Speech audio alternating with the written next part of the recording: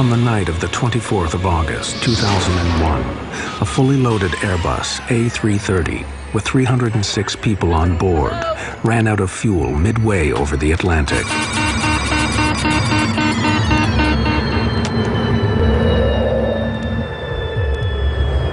How could a state-of-the-art, computerized airliner suffer such a catastrophic failure? Mayday, mayday, mayday. We have lost both engines due to fuel starvation. We are gliding now. Well, we're now at 30,000 feet at the rate of descent of 2,000 feet per minute. May have a ditch in the water. I need you to put on your life jackets right now. This film investigates what happened to Air Transat Flight 236. This is it. It's over. They're just gonna die in the next 5 to 10 minutes. And the speed's increasing, 203 knots now. It's way too fast. Everybody, I need you to brace. Oh my God!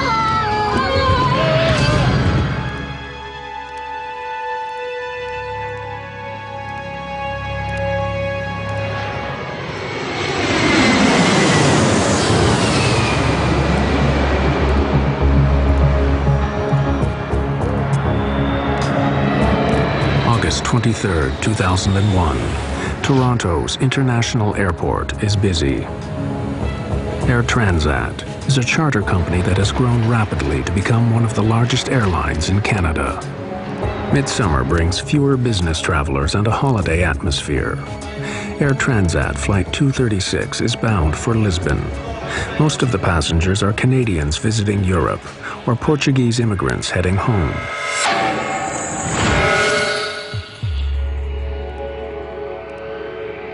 The plane, a twin-engined Airbus A330, is being flown by a young co-pilot, Dirk de Jager, and an experienced captain, Robert Pichet. Captain Robert Pichet is somewhat out of the ordinary.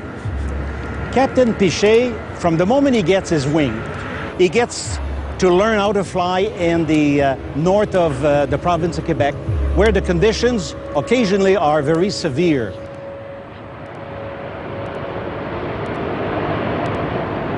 The flight deck of the A330 is ultra-modern. Banks of computers connected to over 100 onboard sensors constantly monitor the operation of the plane. This film reveals how serious problems can arise when the pilots get unusual readings from the computers and begin to distrust them. On this night, the computers assist the smooth takeoff of Flight 236. 236 Heavy, follow A320 Air Canada. Turn left on Romeo and hold short on 24 right. Roger, follow A320 Air Canada, left on Romeo and hold short of 24 right. With the crew of 13, Flight 236 has 306 people on board.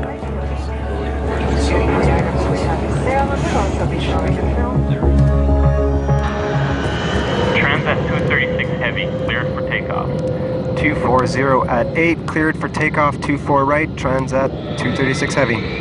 At 10 minutes past 8, the Airbus A330, loaded with over 47 tons of fuel, left Toronto for Lisbon. V1, rotate.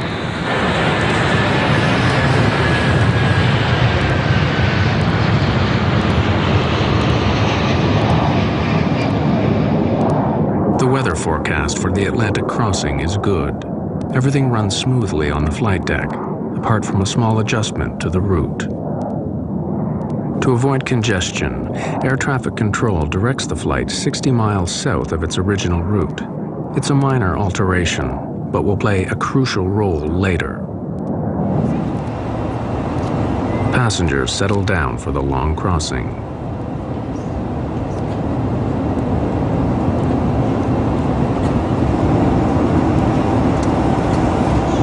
Everything appeared quite normal, and in fact, I had traveled on Air Transat previously and found it not to be very good, and was surprised by the quality of the flight, that it was on time, the plane was newer, and we thought generally it was much better than we had expected it would be. We're getting to our next checkpoint. Every 30 minutes across the Atlantic, the crew check their position and fuel consumption against their flight plan. 0.2 tons on the right. 11.2 tons on the left. Despite the computerized systems, some procedures like checking the fuel on board still need to be done by hand. 5.2 tons. By comparing the amount of fuel in the tanks with the amount the flight started with, the pilots can keep an eye on their fuel consumption. Fuel check complete. Levels normal for the distance flown. All right. For the first 5 hours, everything is routine. The flight crew, Air Transat, and accident investigators have all declined to be interviewed about what happened next. This film uses known facts about the flight standard emergency procedures and expert opinion to reconstruct what took place on Flight 236.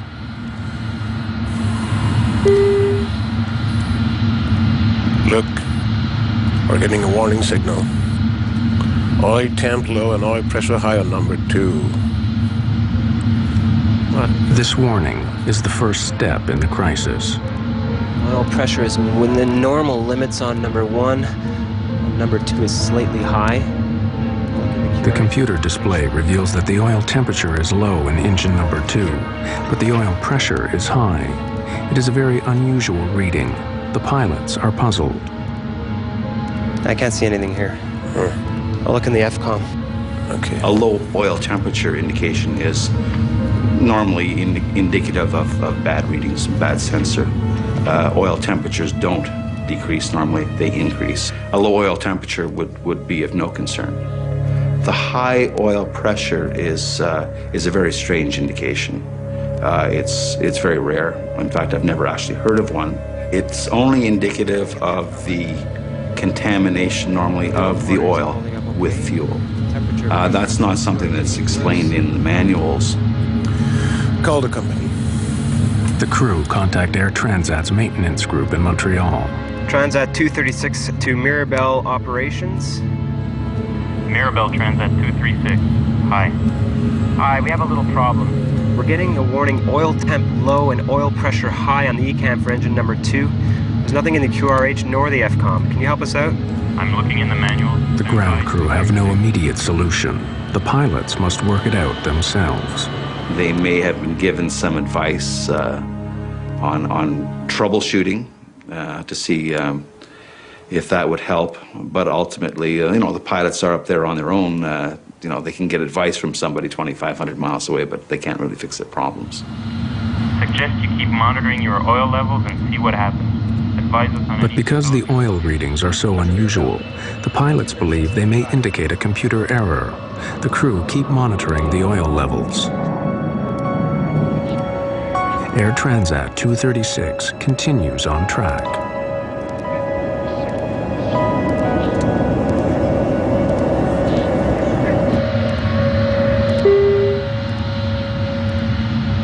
Then, 20 minutes later, a new warning. Fuel imbalance warning. Haven't seen that before. Follow all ECAM action.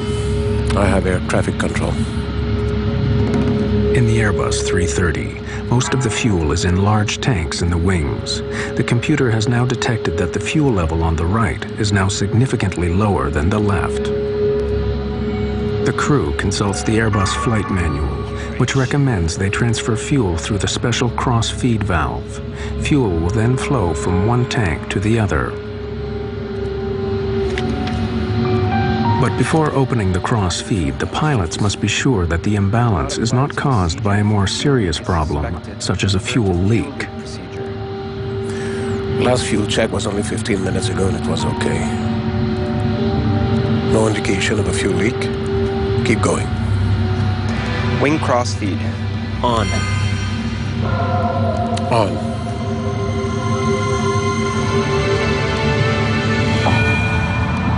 Once you begin a cross-feeding procedure to correct a fuel imbalance,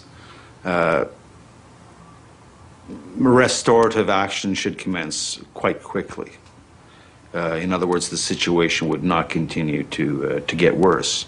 It would either stabilize immediately and then begin to correct itself. But the situation is not correcting itself. Unknown to the pilots, there is a major fuel leak in the number 2 engine on the right-hand side of the plane.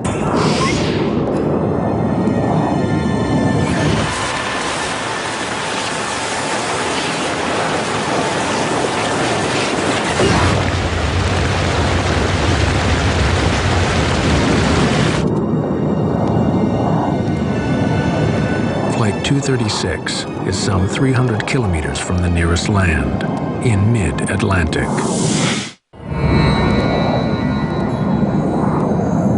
39,000 feet over the Atlantic, some 300 kilometers from land, Air Transat Flight 236 is in trouble. Unknown to the pilots, the right engine is leaking fuel. The plane's computer system has thrown up a series of warnings, but the pilots believe these are computer errors. Have you ever seen something like this before? No. Never. Doesn't make any sense. Yeah, even if there is a leak, it doesn't explain the alarms on the oil system. And everything was okay at the last fuel check at 30 West. Yeah. Bet you it's a computer problem. The task of finding out if there is a fuel leak is made harder by the design of the Airbus systems. The systems monitor hundreds and hundreds of sensors, and they can be affected by such mundane things as a little bit of frost or ice on a sensor can cause it to present bad data. There is no direct warning to show if the fuel level is falling faster than the engines are consuming it, so the pilots receive no immediate indication that there could be a fuel leak. Fuel quantity isn't rising in the tanks for the right wing. Check fuel quantity. Looks very low. Hold on. When co-pilot de Jager carries out the fuel calculations, he discovers something is seriously wrong. That's much less fuel than we should have. It looks like a fuel leak. Check again. De Jager finds a disturbing difference. According to all the gauges, all the tanks in the right wing are way below the level they should be according to the flight plan, and there's hardly anything in the other ones. What about the trim tank? There's nothing there either.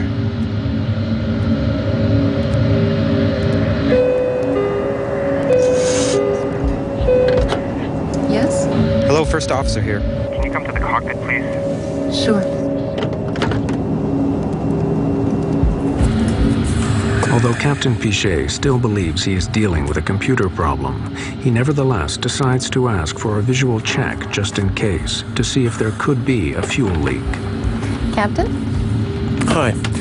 Can you and Karen take some flashlights and go to the windows if you can see anything trailing back from the wings?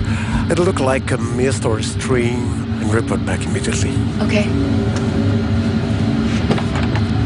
Dirk, I want you to do another complete fuel check, please.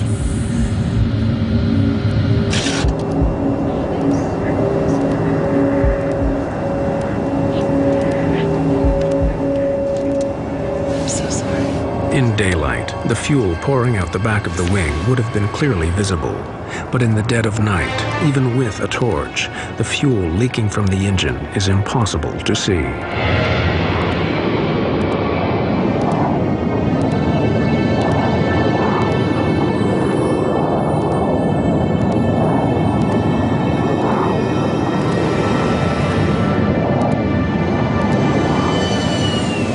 The crew evidently realized that the situation was not improving, and at that point they realized that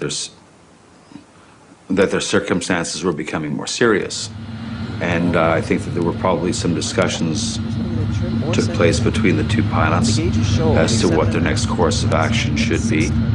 If the computer is correct, then with the amount of fuel remaining, the Airbus will no longer be able to make it to Lisbon. Captain Pichet is forced to divert the flight. We've got to divert. Get on to Oceanic Control. Where's the nearest airfield? Transat 236 Heavy, Santa Maria Control. Can you advise nearest airfield? We have a possible fuel problem.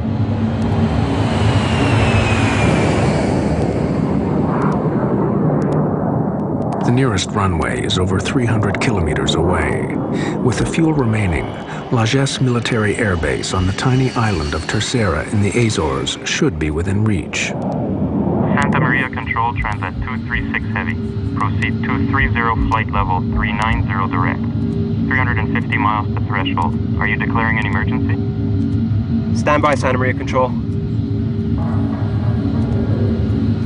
Not yet. It must be the computer. Transat 236 Heavy, Santa Maria Control. No assistance required yet. Flight 236 continues flying south for the next 25 minutes. Everything in the cabin seems normal. But in the cockpit, the fuel readings are getting worse. Must be the computer. I've checked. There's nothing in the trim or center tank.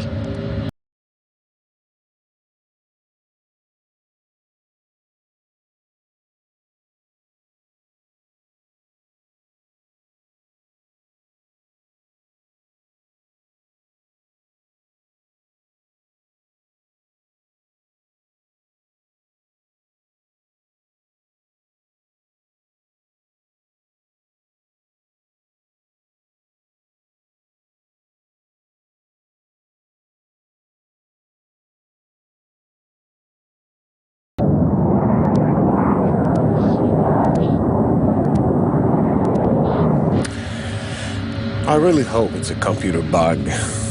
Because if we land in the Azores with half a plane full of fuel, they'll crucify us.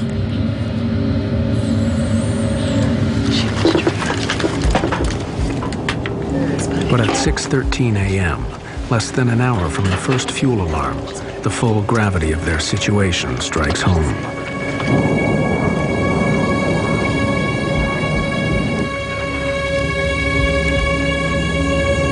The right-hand engine runs out of fuel and cuts out. We're losing engine number 2. I don't believe this. Okay, maximum thrust on number 1.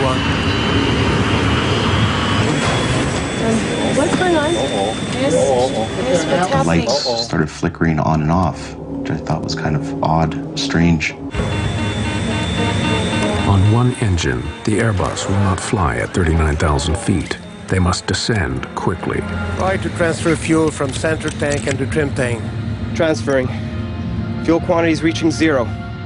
This can't be. We're not gonna go completely dry on this airplane.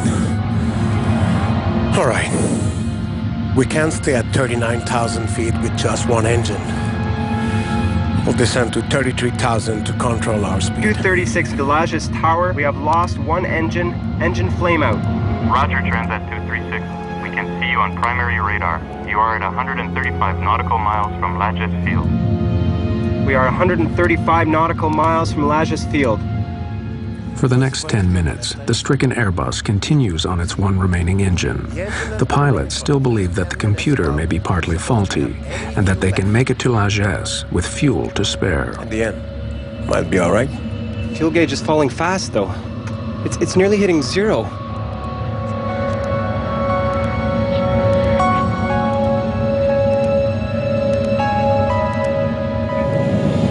But 13 minutes after the right-hand engine cut out, and with 157 kilometers still to go, the left engine begins to fail.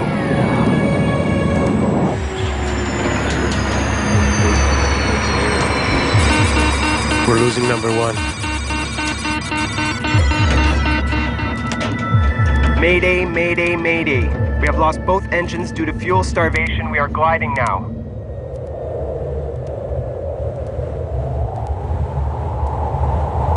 One of the most sophisticated airliners of the modern era, carrying 306 passengers and crew, is now nothing more than a giant glider, drifting steadily down towards the ocean.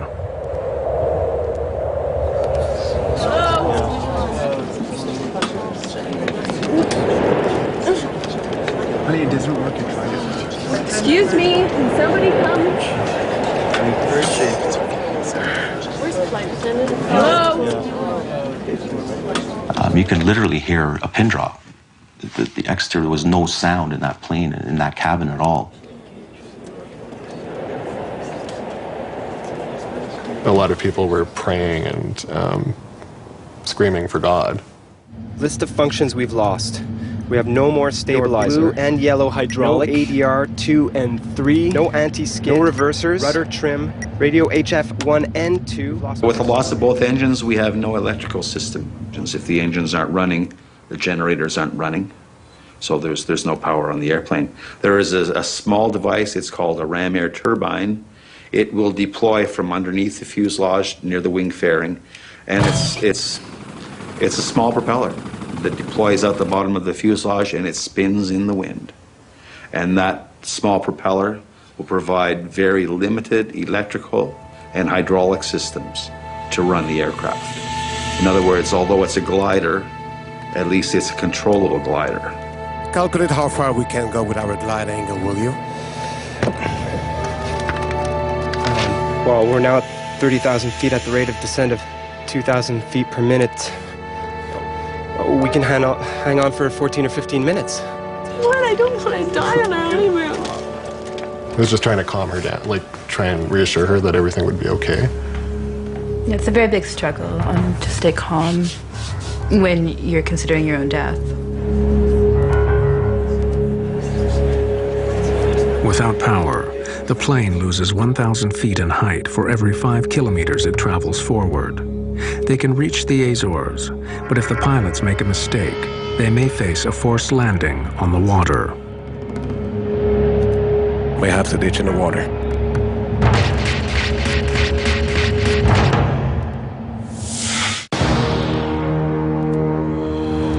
Air Transat Flight 236 is now drifting without fuel over the Atlantic. Although their initial calculations show that the plane should make it to Lajes, Captain Pichet must now follow standard emergency procedure in a passenger jet over water. Prepare the cabin. The cabin's slowly depressurizing. We need to put our oxygen masks on. The loss of engine power means the cabin will soon depressurize.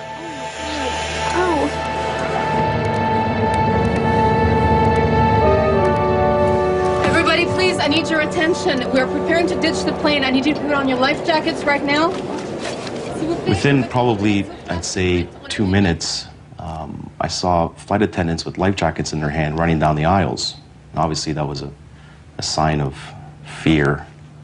What was happening was the first question that popped in my mind. I just need to tie this up like that. You don't really know what to think. But people did start to panic at that point when they were told to put on life jackets.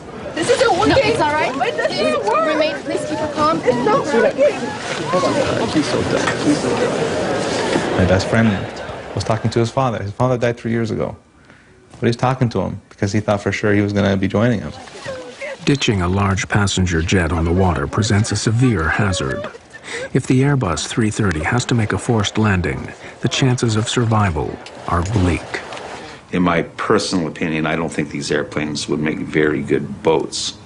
Typically, an airplane with a low-mounted tail like this, as it enters the water, one of the first things that's going to hit the water is the tail, and it's probably going to be ripped right off, and the fuselage is probably going to open right about there. In 1996, a Boeing 767 ran out of fuel off the coast of East Africa. Its last moments were caught on amateur video and reveal what happens when an airliner attempts a controlled landing on water.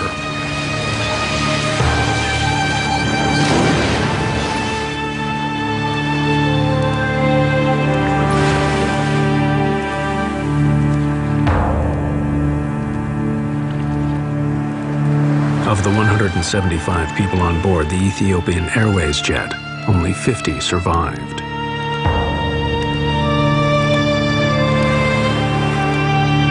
The chances of it surviving ditching and floating for very long are not very good. If Air Transat Flight 236 has to carry out a similar maneuver, it faces an equally grave outcome.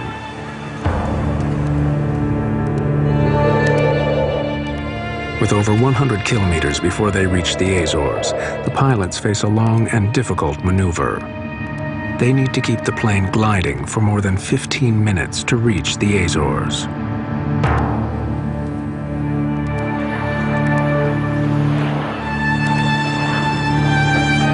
Transat 236 Heavy to Lajes Tower.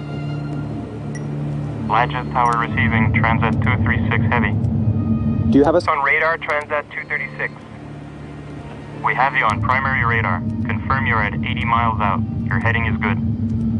Transat 236 Heavy Lajes Tower, we are trying to make the runway. Please describe runway heading and length. Flages Tower Transat 236 Heavy. Runway is 33 and 10,865 feet long. Airport dead ahead on your present heading. Please advise when you have it in sight.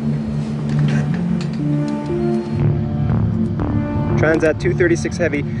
We cannot see the airport. We will tell you when we can.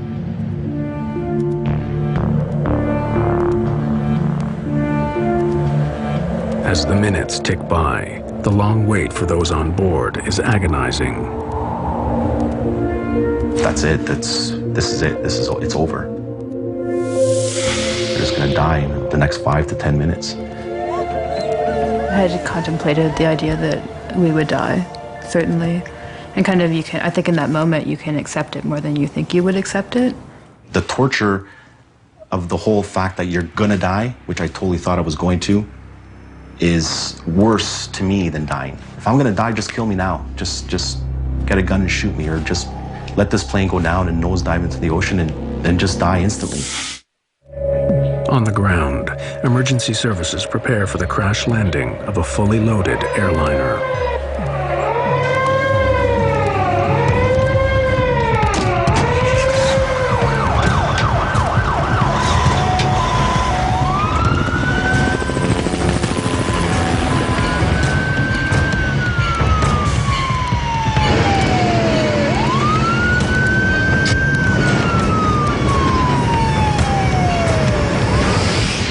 With 20 kilometers to go, the crew now prepare for the most dangerous part of the operation, getting their plane on the runway in one piece. Heavy to Lajes Tower. Do you have our distance from threshold now and weather, please? Roger, Transat 236 Heavy. You are 8 miles out according to primary radar. Airspeed 280 knots according to our readings. Visibility unlimited. You should have the airport in sight. Negative, Lajes Tower. Until now, we cannot see the runway.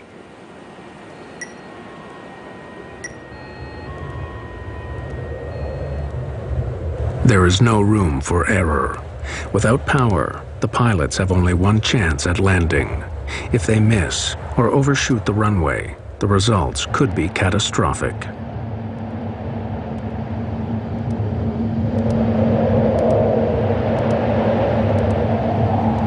I got it. Just to the right.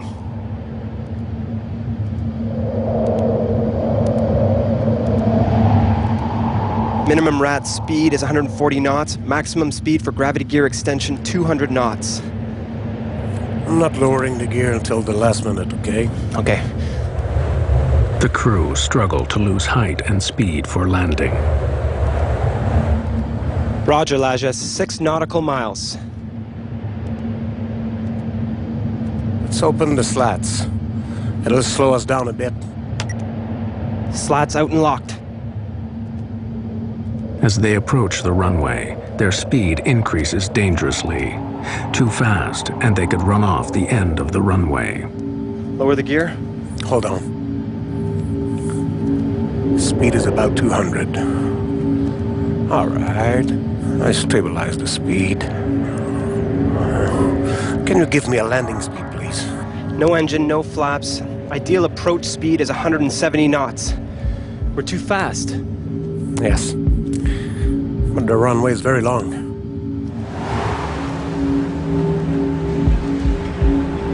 Captain Pichet now performs a difficult series of swerving maneuvers to slow the plane down for landing.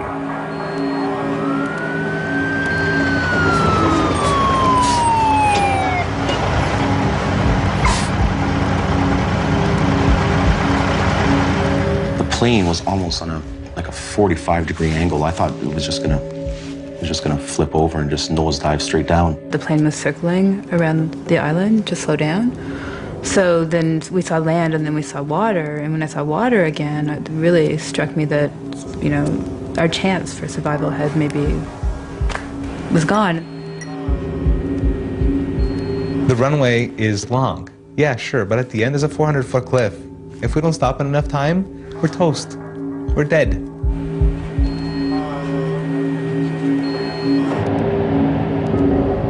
The crew line up the giant Airbus for the final approach.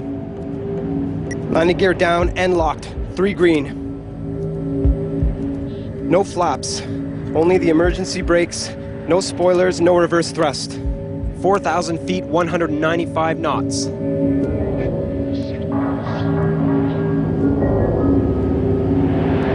3,000 feet. 197 knots.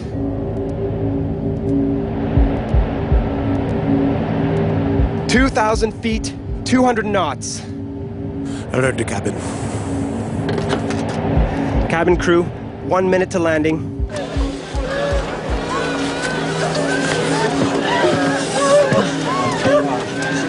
Hang on. Let's go. Vertical speed at 3,000 feet per minute. We're going way too fast. And the speed's increasing, 203 knots now. It's way too fast. 1,000 feet, 201 knots. We'll try to get the nose up. We'll ride fast. But even if the crew can get the Airbus on the runway, they face a further problem. Without engines, the normal procedures for braking are severely restricted. The danger is far from over.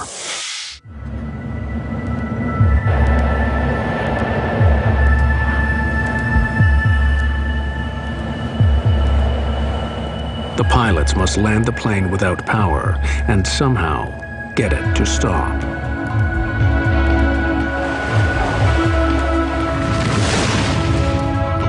Everybody, I need you to brace. Hang on.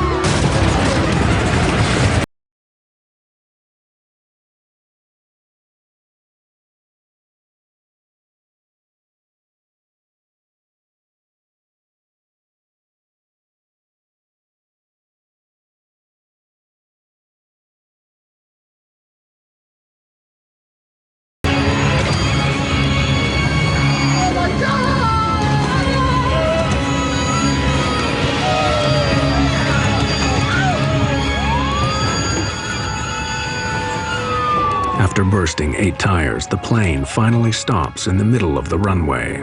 What we say, we made it! We made it! We made it! Yeah, we made it!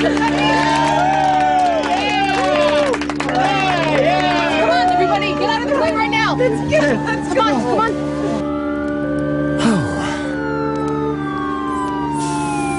Told you we'd make it.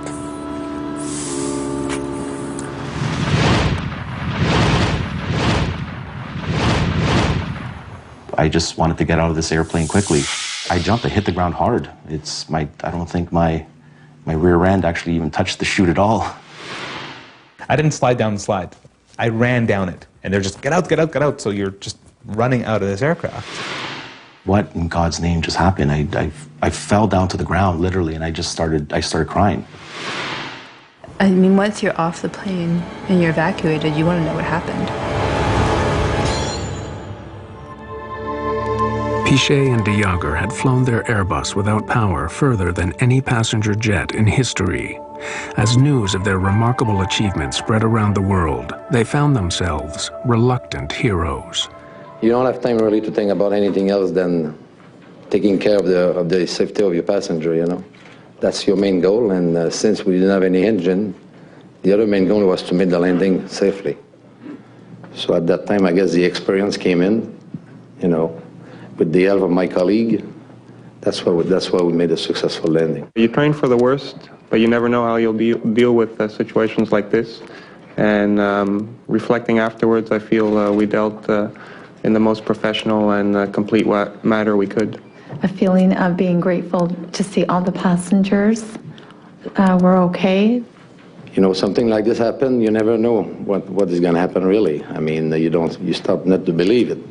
I mean, it makes no sense that a big jet with 2 engines has no more power with 300 people on board, you know.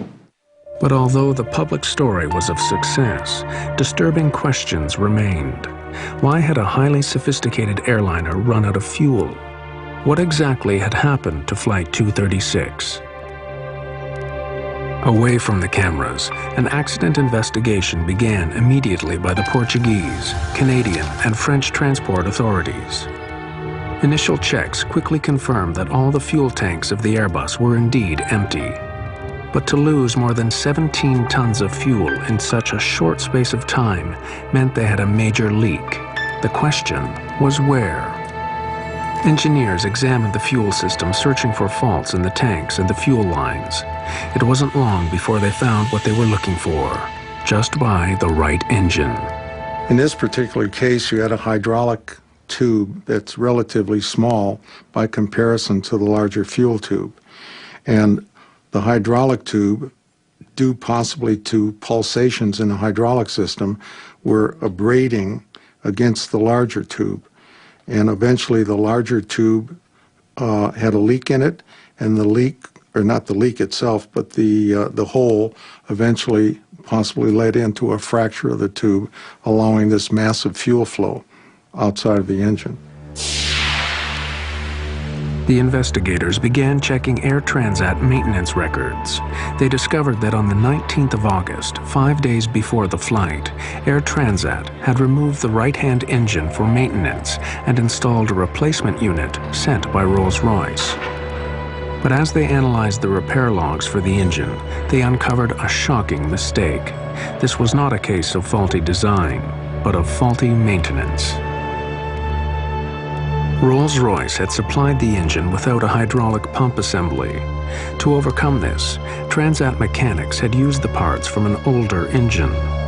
But they didn't fit properly, and the pipes had been rubbing together for 5 days, until midway over the Atlantic, one finally broke. The engine was delivered minus these two tubes and a bracket. That the purpose of that bracket was to maintain adequate clearance.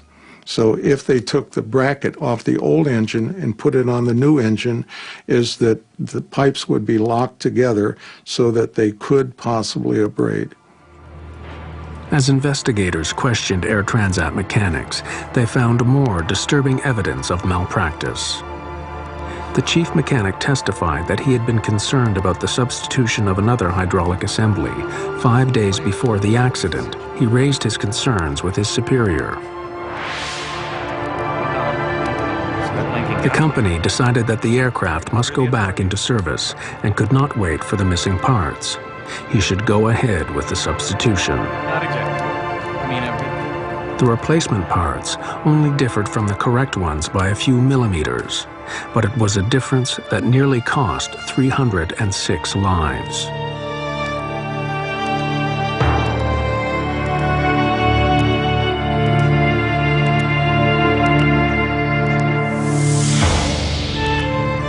A few days after the accident, Air Transat publicly accepted responsibility for the faulty maintenance. We have to realize that there was a small mistake made in terms of changing the pump. We installed it, but then some pipes, so to speak, were needed to be connected to the pump, and there was a mismatch. The immediate consequences for Air Transat in that event was that they got to pay a fine of $250,000, which was the highest ever in Canada, for an error that could have been prevented. How someone that is supposed to be qualified in their job can put the wrong part onto an engine and risk 300 people's lives is beyond me. This incident is a very strong reminder that regulation is important and safety is important, and lives will be lost in the absence of that. And they're real lives. It's not just, this imaginary figure in your head of 300 people. It's real people who suffer and continue to suffer as a result. If it hadn't been us suffering, it would have been our families. This was by no means the end of the story. Investigators now turned their attention to the cockpit itself. And what role had the crew played in the events of August 24th? Could they have done more to avert the crisis? Key questions remained unanswered. Questions about what happened on the flight deck. The Transport Canada investigation into Air Transat Flight 236 discovered that basic maintenance errors had led to the fuel leak. Air Transat had accepted responsibility and were heavily fined. But the focus now turned on the flight deck and the performance of the crew. What part did they play in the fuel loss? Wing crossfeed. On. On. When the crew opened the cross-feed valve to transfer fuel from the left wing tank to the right, they lost 17 tons of fuel in less than 30 minutes. Yet they failed to close the cross-feed valve and prevent further loss. We have lost both engines due to fuel starvation. We are gliding now. In the days after the incident, Captain Robert Pichet and Dirk de Jager were called before the inquiry and asked in detail about their actions. More than 2 years later, these findings have still not been published. What follows are possible explanations for the course of events that night, based on known facts and expert opinion. Oil temp low and oil pressure high on number 2. The warnings of high oil pressure and low oil temperature from the number 2 engine on the right wing would not have led the pilots to suspect there was already a major fuel leak. The indications that were being presented with respect to the oil system would probably not give the crew any indications. They may have questioned what was causing the erroneous or strange indications, but there's nothing certainly in my mind or their training, I think, that would have triggered them to suspect that a fuel system might be involved. Bet you it's a computer problem. But although the pilots thought they had a computer error, the oil warnings were actually correct and were the first indication of a much more serious problem. Fuel imbalance warning. Haven't seen that before. When the fuel imbalance warning came up 20 minutes later, showing less fuel in the right wing than the left, it seemed unconnected with the oil alarms. This could have reinforced Captain Pichet's idea that he was facing a series of computer errors. Do not apply this procedure if a fuel leak is suspected. Despite his doubts, Captain Pichet was obliged to follow Airbus procedure to correct the imbalance. He opened the cross-feed valve. Wing cross-feed. On.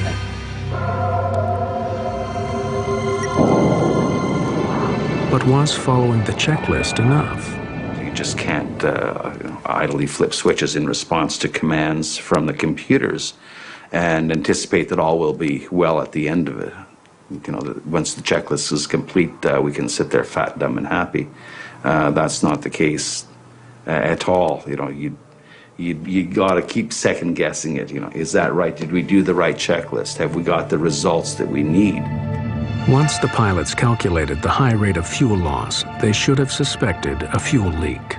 Transat 236 Heavy declaring fuel emergency. By the time they had confirmed the leak, their options were severely limited. Now they had a choice. Do I close the crossfeed and see what happens, or do I leave the crossfeed open as the fuel imbalance checklist has dictated, and maybe the situation will correct itself? The crew wasn't really sure. Captain Pichet believed for a long time that he was facing a computer error. It was only when the engine stopped that he had to accept the fuel leak was genuine. The technological complexity of modern aircraft can help to make them safer and more reliable, but it can also lead to problems that nearly brought catastrophe to Air Transat 236. Discrepancies in replacement parts led to a fuel leak. Distrust of computers led the crew to misread the situation. These errors have huge implications. Only because air traffic control initially sent the plane 60 miles south to avoid congestion was it close enough to the Azores when the crisis struck. Otherwise, it would have had to ditch in the ocean.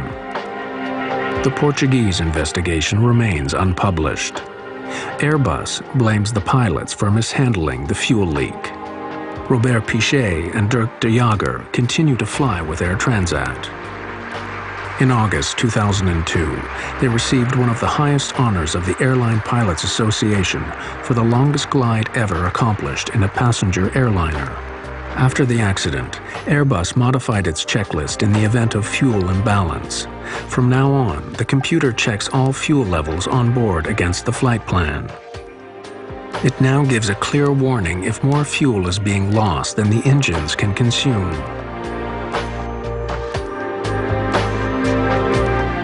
Rolls-Royce has reissued a service bulletin alerting all its clients of the incompatibility of two almost similar parts.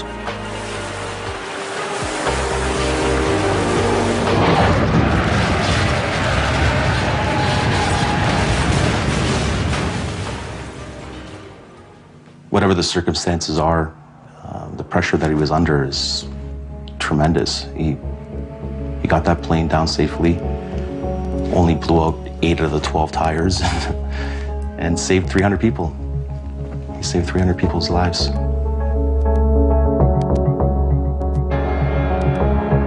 Captain Pichet saved our lives, and whether or not he made an error, or if there was a failure of a computer, it doesn't really matter because we're alive.